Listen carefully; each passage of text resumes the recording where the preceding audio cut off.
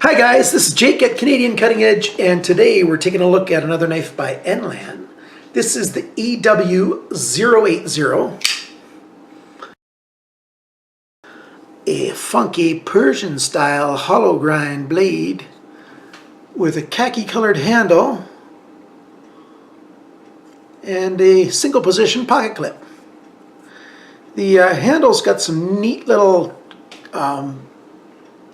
design to it right there with the, it looks like little divots taken out. But it's just little grind holes, not just taken out. It adds a fair bit of traction to the knife actually, because your fingertips, when you wrap around, grab right into that.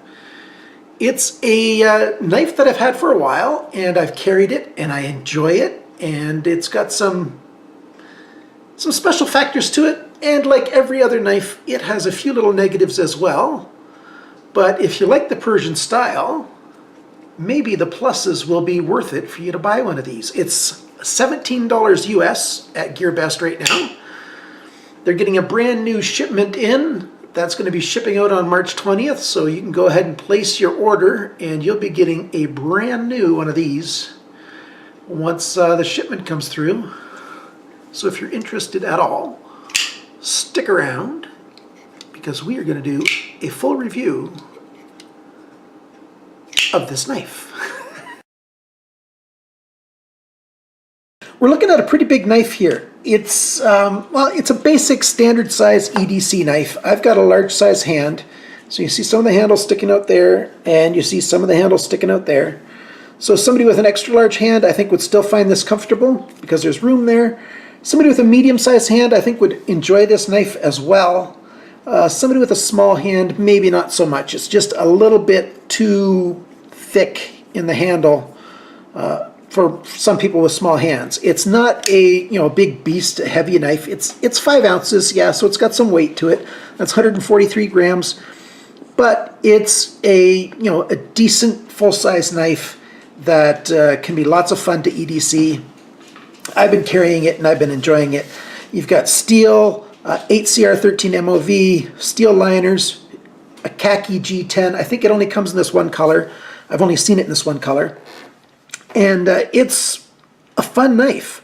The pivot on it is just a little snug still, so I don't really carry this in public much. But I have done my testing on it. I opened the knife, did all my testing, did lots of cutting and stuff. I just haven't opened and closed it sufficiently for it to get super smooth yet. I expect it to get pretty smooth. We've got one white nylon washer and one phosphor bronze washer, and it opens solid with a nice hard click, nice thick stop pin. And then we've got hourglass pillars for the open pillar construction. Nice and wide open construction there. They could have skeletonized this handle, the liners, a bit and helped it lose a little bit of weight. 5 ounces is about the maximum that most people want to carry. Of course, there's some people that don't want to carry anything over 4 ounces. I'm one of those guys. I'll carry an 8-ounce knife all day long and won't complain a bit, because that's just the way I roll. We each have our own personal tastes, don't we? So what I try to do when I review a knife, I try to put my tastes to the side a little bit. Of course, I can't completely, because we all have our own tastes. We have our own preferences. The longer you watch my channel, the more you get to know what my tastes are, and so then you can see where I'm coming from when I make my comments. Just like any reviewer, before you take a reviewer to task, get familiar with them to find out where they're really coming from, what's their attitude behind what they're saying, and that kind of thing. Let's talk a little bit more about this knife. 8CR13 MOV. You do have to do maintenance on it, because the edge will wear on it with use a little bit quicker than more expensive steels, to be sure. I'm a very big advocate for stropping your knives on a regular basis. After you've used it a bit, strop it, bring that edge back to, do your maintenance on your 8CR13 MOV, and it's going to last a long time. Don't just take it to the sharpening and take steel away right away. This is a knife that is definitely a stabber. with that tip there. It looks like it's wanting to find something to get stuck into, eh? Let's talk about the specs on this knife now, other than the fact that I've mentioned the steel type. How thick is this steel? Well, it's 3.5 millimeters thick. That's 0.138 inches. Very close to 1/8 of an inch. Behind the grind right here, this is a hollow grind, and then behind the final grind right there, it's 3/4 of a millimeter thick, 0.03 inches. So that's a little bit heavy, but it has a fair bit of strength this way with that hollow grind. It's a nice strong edge, and that's part of the reason why it's been so good, with cutting through cardboard boxes. It could just do that all day long, and it did that really well. Got a nice sharpener's choil right there, so the knife terminates when you go to sharpen it at the end. You're not going to screw up into the ricasso, putting grind lines or whatever in there. So that's a good thing. And then you've got the brand name right there. It's got a nice little thumb rest area right here, and then a jimping on the thumb riser. So you can hold it with your thumb on the jimping here if you want to get a lot of reach. And then when you want to do some close-up or more delicate work, you can get your thumb into this little divot area, which I really like, and then you get a lot more control to do your fine cutting. So it works that way really well. The cutting edge is 3.5 inches roughly. So from that sharpener's choil to the tip, at 9 centimeters, 3.5 inches. The handle is 4 3/4 inches, which is about 12 centimeters. You open up the knife and the whole thing is 3 3/8 of an inch, which is 21.3 centimeters. The thickness here is 0.65 of an inch. Some people find that too thick. I like it. I like it a lot, especially because it has that sort of rounded surface here. So it's thinner right at the spine and at the belly. As you can see, there's the liners, and then it's thinner than the liners. You've got this edge on the G10. And then it just goes thick and then thin again. Really fits a hand very, very well, very comfortable.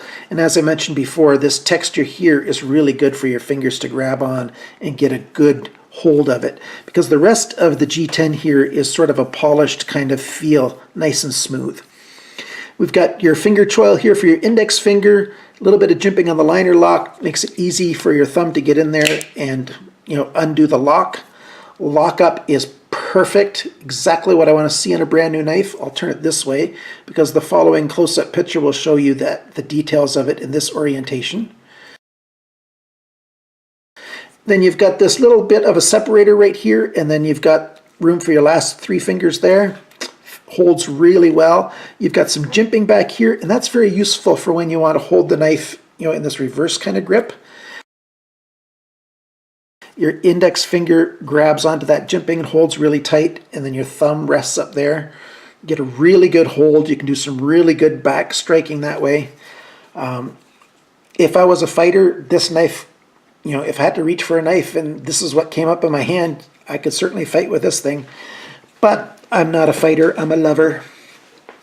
And feels good in the hand. I like how it feels. That's my main thing about a knife, except for this pocket clip. The pocket clip is good everywhere except for right here near the tip of it. You can see how far that reaches out and just sort of sticks out. That becomes a hot spot right there in the hand when you're holding it in your right hand and you're squeezing it hard with a lot of use. Another spot that can get a little hot with some tight squeezing is right here, right where this corner comes up and then it straightens out here. That edge right there can become a little bit warm to the touch after a while as well. In the left hand, which tends to happen an awful lot on right-handed knives, when you've got a tip-down carry, left-handed people find this thing much more comfortable. I grew up left-handed. My dad wanted a left-handed kid. I was the 5th one born. Got lucky he got a left-handed kid. But I had 4 older siblings, 3 brothers. They were all right-handed, so I got hand-me-downs. We came from a poor immigrant family, and all the sports equipment and everything I got was right-handed, so I learned how to be ambidextrous as a result, and I'm pretty thankful for that. I can use a knife just as well in the right hand as I can in the left, you know, just like swinging a hammer and all those other things. Just out of high school, I was into finish carpentry, and I had an advantage over a lot of the guys because I could use all these hand tools with both hands. But now we're talking about something other than knives. Let's get back to this knife. This Enlan is comfortable. I like it. It looks good. It feels good. The pivot is a little bit snug, a little bit tight still. That'll wear in.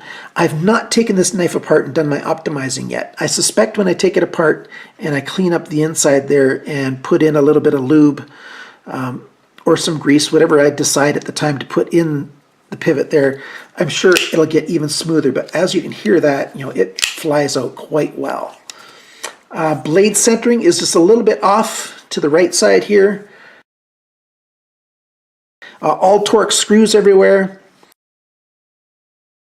The pivot is just blank on this side because I'm suspecting it's going to be one of those D-ring pivots, pivot posts, so that the post can't spin along. That lets you tighten and loosen it right there without having to need a tool for this side. The pocket clip, how is it functioning in the pocket? Quite well. You've got about 1 inch of your knife sticking out of your pocket. I don't mind that at all. A lot of guys do, so if you want a super deep, ultra deep carry, this is not the knife for you. But other than that, the pocket clip is nice and snug in the pocket. It's easy to get into your pocket. It holds quite well. And when you go to pull it out of your pocket, it gives way just like you'd want it to. It's a really decent knife that way. I like this knife. You want to see some cut tests? Well, so do I. Let's grab some paper and start slicing. Here's some paper that I've used in recent cut tests. With those 2 cuts, you can see it cuts pretty well. Let's try some G10. I keep calling this G10. I called it G10 in the last video I did too. Let's try some paracord. You know how I like to do my 4 times over paracord cut tests, 4-layer test. So I've got 4 layers of paracord here. And I snug it up in my hand, and then I try to slice through it. So let's do that.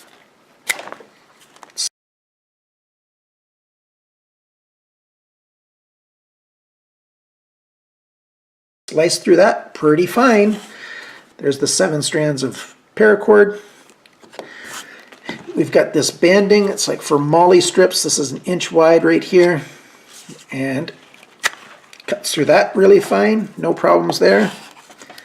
It's a good knife that cuts really well. Those people that just balk at 8CR13 MOV and just call it, you know, alphabet steel that's garbage, I beg to differ. It's not a great steel. It's not a super steel. It's not a wonderful steel, but it's okay. At this price, $17 US, you know, what is that? The low 20s Canadian?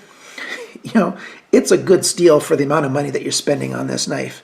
Shipping from GearBest is like $1.50, less than $2 if this is the only thing you buy. If you buy 2 knives, then you know it's still going to be about $2, and so you split it between 2. Thank you for watching this video. If you're looking for anything from GearBest that you want to buy between now and March 29th, 2017, please send me an email at CanadianCuttingEdge at gmail.com with the link of the thing that you want to buy. I can give you a custom link, and I'm going to check with GearBest to see if there's any coupons to give you a better deal, because right now GearBest is doing a promotion for GearBest associates like I am. If you use my links, I get a bit of a bonus. If enough people use my links, I can get, you know, anywhere between $200 and $1,000 US, depending on how many people use my links. Please don't buy anything just, you know, to benefit me on getting this commission. What I'm saying is, if you're going to buy something, please consider allowing me to give you those links. I'll try to do a very quick turnaround and send you the links back, but if I'm doing something else or I'm hanging out with my wife or whatever, it might take a few hours for me to get back to you. Worst case scenario would be the next morning. If you're a subscriber, thank you for subscribing. And if you like this video, click on like, share with a friend, and remember, always cut towards your chum and not your thumb.